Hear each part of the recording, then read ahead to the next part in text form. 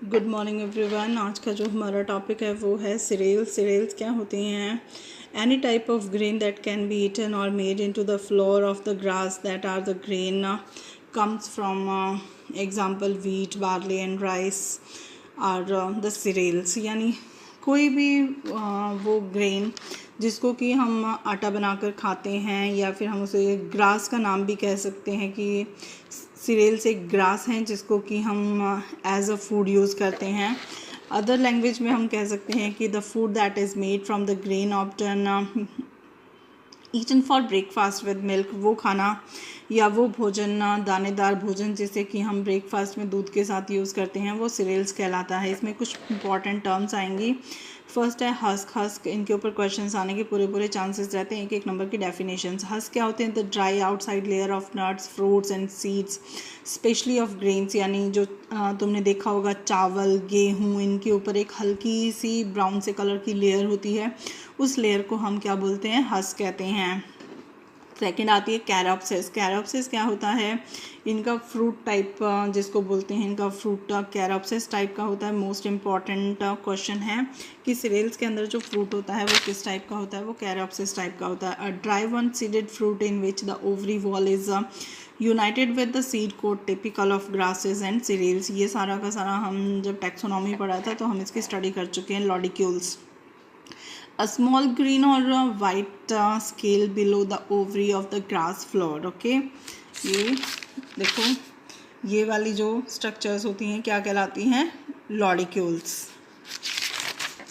Cereals, the large size grain are known as the cereals, and it is main food source of food all over the world and belongs to the family Gramineae और Poaceae family या Gramineae family से belong करता है। all over world में सबसे ज़्यादा जो food use किया जाता है उसमें cereals ही यूज़ की जाती हैं। The edible part of cereals is caropsis and the cereal contain a high percentage of carbohydrate, proteins and little fats। इसके अंदर carbohydrate, protein और बहुत कम मात्रा में फैट प्रेजेंट होता है। The cereals are basically of two types के होते हैं, मेजर और माइनर।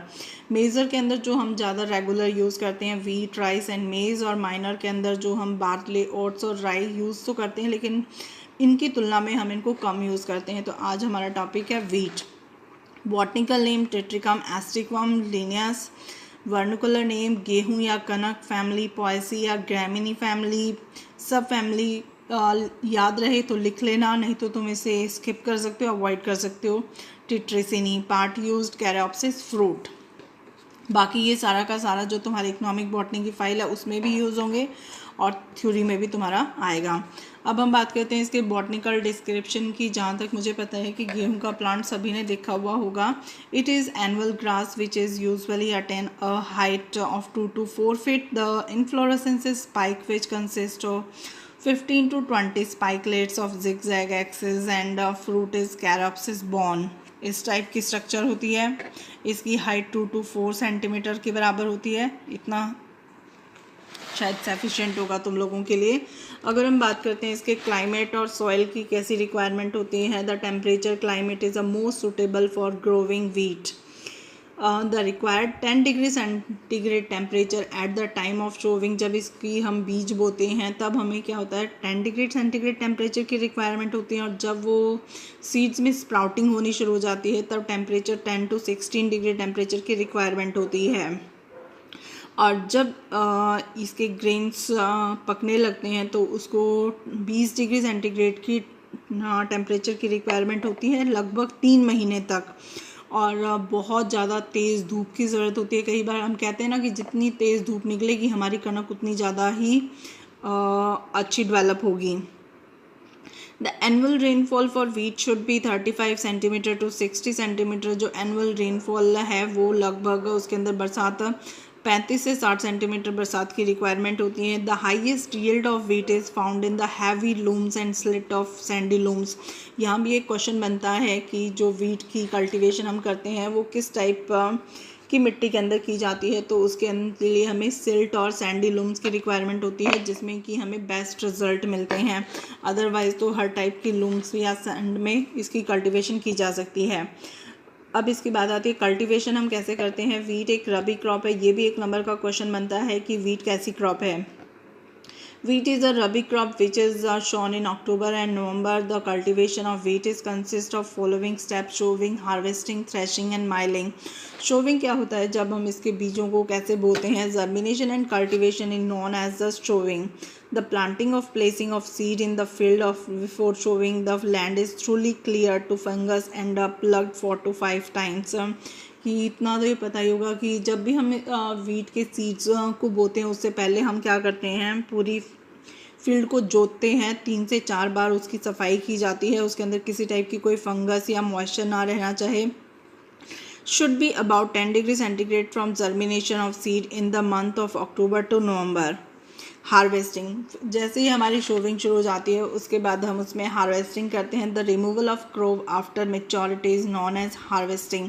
जैसे ही हमारी फसल पक जाती है फिर हम उसमें क्या करना शुरू कर देते हैं, उसकी हार्वेस्टिंग करनी शुरू कर देते हैं या उसकी कटिंग करना शुरू कर देते हैं.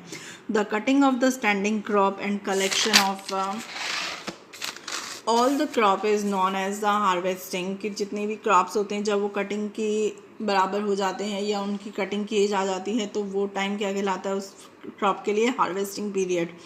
It is occur between mid January to June. It is done by either labourers और द रैपनिंग मशीन्स, या लेबर्स के थ्रू हम इसकी कटिंग कर सकते हैं या फिर कटिंग की बहुत सारी मशीन्स आती हैं जिसके कि रीपर फॉर एग्ज़ाम्पल, जिनसे कि हम इनकी कटिंग कर सकते हैं. इसके बाद आती है थ्रेसिंग.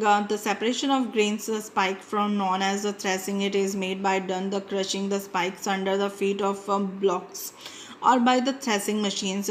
थ्रेसिंग क्या होती है कि जब ये हमारे कटाई हो गई है, कटाई के बाद उनके स्पाइकलेट से हमें वो सीड या ग्रेन्स को अलग करने की जो प्रोसेस होती है उसको थ्रेसिंग कहलाते हैं. थ्रेसिंग को करने के लिए मेनली थ्रेसिंग मशीन्स होती हैं जिसको यूज़ किया जाता है. उसके बाद आती है माइलिंग. माइलिंग क्या होती है, जैसे हमारा ग्रेन अलग हो गया लेकिन अभी उसके ऊपर क्या है, हस्क प्रेजेंट है.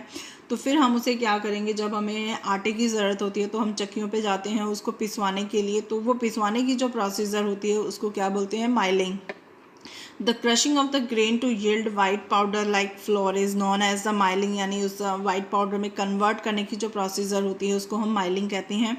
In order times wheat was crushed between two stone which is commonly known as chakki, in which the entire grain was crushed, but nowadays it is done by electrically operated milling machines. यानी पहले जो चक्कियों से use करते थे आजकल electric चक्की आ गई हैं जिसमें कि हम आटे को क्रश करते हैं. पहले हाथ वाली मशीनें होती थी, हाथ वाली चक्की, जैसे कि घुमा घुमा के हम आटा पीस लेते थे. अब इसके यूजेस की हमें वीट की क्या रिक्वायरमेंट होती है, सबसे पहले कि हम वीट से हमें आटा मिलता है जिनसे हमें ब्रेड बनाते हैं, चपातीस बनाते हैं. इससे हमें मैदा मिलता है, कमर्शियली यूजेस होते हैं इसके, बिस्किट्स बनाने में, पेस्ट्री बनाने में और बहुत सारे प्रोडक्ट हम इससे बना सकते हैं. और बियर या अल्कोहल बनाने में भी इसका जो भूसा होता है उसको यूज़ करा जाता है. It is also use to manufacture of straw, carpets, basket, straw mats. और लास्ट टाइम तुमने मशरूम कल्टीवेशन में स्टडी करा था कि जो इसका रॉ मटेरियल बच जाता है उसको हम क्या होते हैं, मशरूम कल्टीवेशन में भी यूज़ कर सकते हैं. Wheat and straw also use to packing material and fodder for cattles के लिए यूज़ कर सकते हैं. जो इसके रफली ग्राउंड ग्रेन्स होते हैं वो सूजी कहलाती है और सूजी को हम बहुत सारे फूड्स बनाने के लिए भी यूज़ कर सकते हैं.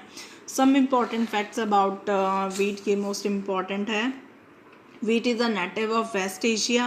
USA is the largest wheat producing country in the world, while as India, UP, Punjab, MP, Maharashtra and Rajasthan are the chief growing state. Wheat is a rabi crop which sown in October to November. Okay, in wheat carbohydrate is 65 to 74%. The important varieties of wheat are Lerma Rosa, Sonara 64, Sonalika, Arjuna, Hira, Janak, WH147, HD 2204, HD 2189, HP 1209, C306, KSML3 for etcetera etcetera. ये most important varieties हैं. इन varieties का नाम तुम्हें याद होना चाहिए. सिर्फ 1 number के क्वेश्चंस में वीट की वैराइटीज़ के बारे में भी पूछा जा सकता है. अब आता है क्वेश्चन वीट का ऑरिजिन एंड डिस्ट्रीब्यूशन. ना कि वीट का ऑरिजिन कहाँ हुआ, कि हम कह रहे हैं कि वीट कहाँ का, वेस्ट एशिया का नेटिव है. So, according to Vavilov, the northwestern part of the India subcontinent, together with the contiguous regions of Afghanistan, where the center of origin of red wheat, कि जो wheat की बहुत सारी species या बहुत सारी varieties हैं, उनका origin अलग अलग जगह पर अलग अलग तरीके से हुआ है। उसी के अकॉर्डिंग बताया गया कि इंडिया में मेनली 3 स्पीशीज़ के ओरिजिन की बात की गई है, इनका कल्टीवेशन किया जाता है। ये 3 स्पीशीज़ कौन सी हैं? टिट्रिकम एस्टिवम वल्गैरा, टिट्रिकम दुरम जो कि मैक्रोनी वीट के नाम से जानी जाती है, या टिट्रिकम डाइकोकम एमर वीट के नाम से जानी जाती है। ये तीनों ही इंडिया के अंदर कल्टिवेटेड की जाती हैं। Wheat is a very adaptable crop, is grown under a wide range of soil and climatic conditions. कि wheat की हर एक टाइप की क्लाइमेटिक कंडीशन में ग्रो कर जाती है। पूरे ऑल ओवर इंडिया में इसकी खेती की जाती है। कहीं पर ज़्यादा होती है, किसी में कहीं पर कम, साउथ में, नॉर्थ में, ईस्ट में, वेस्ट में, हर जगह वीट की खेती की जाती है। अगर लैटिट्यूड की बात करें तो 30 to 60 डिग्री नॉर्थ में और 27 to 40 डिग्री साउथ में इसकी ग्रोइंग रेट बहुत ज़्यादा है। It is grown from the borders of Arctic and near the equator. इसके अलावा जितने भी हिमालयज़ या हिली रीजन्स हैं वहाँ पर भी इसकी कल्टीवेशन की गई है।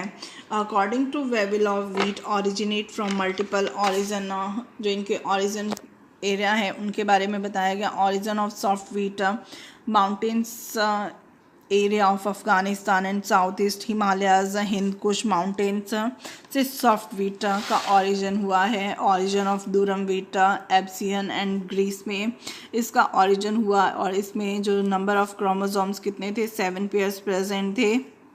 और इन्हीं के बेस पर 2 साइंटिस्ट, जर्मन साइंटिस्ट और जापानीज साइंटिस्ट थे, इन्होंने क्या करा? वीट को 3 पार्ट्स में डिवाइड करा। ये तुमने टर्म सुनी भी होंगी, डिप्लॉयड, ट्रिप्लॉयड एंड हैप्लॉयड।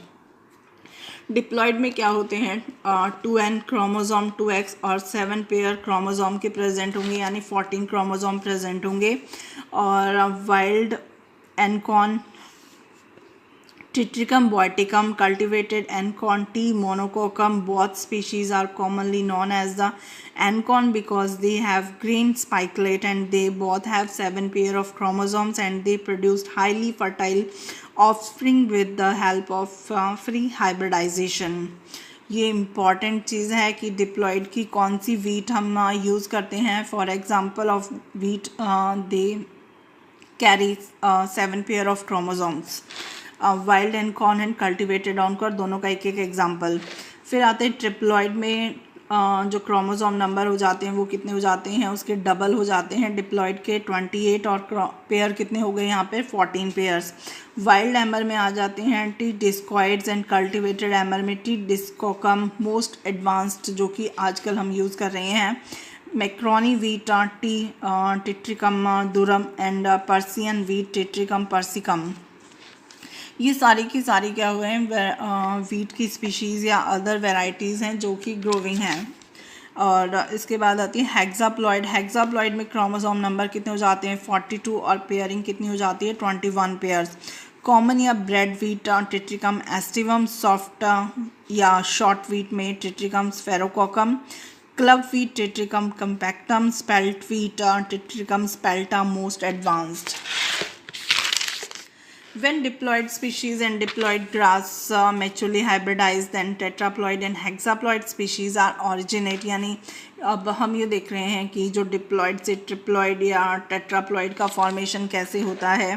तो ऑरिजिन ऑफ टेट्राप्लॉयड वीट और ऑरिजिन ऑफ कैसे देखेंगे? एक डिप्लॉयड वीट स्पीशीज़ हमने ले ली, टिट्रिकम मोनोकोकम या टिट्रिकम बेलियोटिकम, जिसमें कि 2n = 2x, क्रोमोसोम नंबर कितने हो गए? 14। और डिप्लॉयड ग्रास हो गई एचिलॉप्स स्पेल्टॉइड्स, इसमें भी इतने क्रोमोसोम नंबर। जब हम इनका हाइब्रिडाइजेशन कराते हैं, नेचुरल हाइब्रिडाइजेशन, तो इसमें क्या हो गए? एक कैरेक्टर इसका आ गया, एक जीनोम इसका आ गया और स्टेराइल हाइब्रिड हमें मिल गया। अब इसमें क्या होगा? क्रोमोसोम नंबर क्या हो जाएंगे? डबल हो जाएंगे। और जैसे ही नंबर ऑफ़ क्रोमोसोम डबल हो गए, तो यहाँ पर तो कितने थे? Number of chromosome 14। Number of chromosome 14 थे, तो वो कंडीशन कौन सी थी? डिप्लॉयड।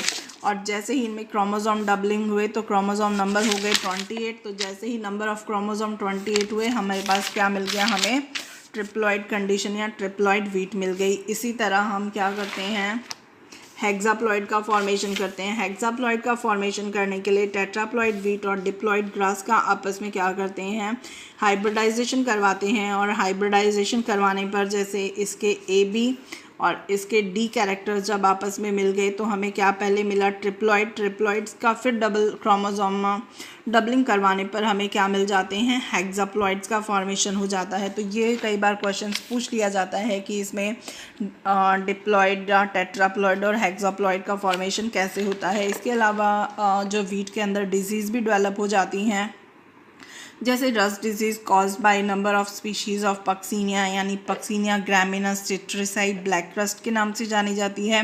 पक्सीनिया स्टेरिलिफॉर्मिस येलो रस्ट के नाम से जानी जाती है। पक्सीनिया रिकॉन्डिएटा ऑरेंज रस्ट के नाम से। Smut disease by ustilago tritici loose smut के नाम से जानी जाती है। और बंट और stinking smut caused by tilletia foetida etcetera. ये सारी की सारी जो डिजीज़ हैं, जब तुमने फंगस या फंजाई की स्टडी करी थी तब तुम ये सारी की सारी स्टडी कर चुके हो वीट के रिगार्डिंग। ओके।